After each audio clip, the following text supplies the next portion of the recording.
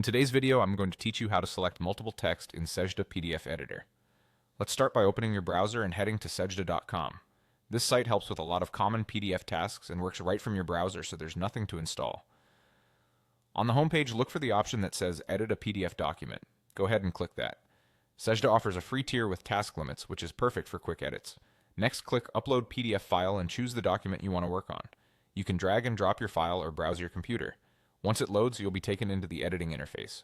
Now click the Text tool. This is important. Unlike a word processor, Sejda doesn't allow you to select multiple pieces of text across the document at the same time.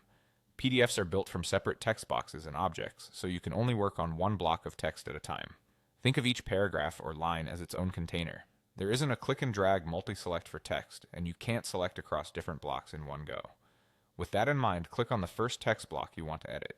When you select it, you'll see a cursor inside that block, and you can type to add or replace text, delete what you don't need, or adjust formatting like font, size, and color if those options are available for that block. If you're making the same change in multiple places, the best approach is to repeat this process block by block. A helpful tip is to zoom in to make precise edits and use consistent formatting settings so your changes look uniform throughout the document.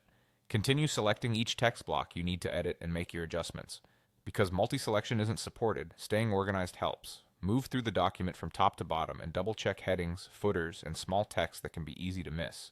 If your PDF has repeating elements, edit one block, then navigate to the next occurrence and apply the same change.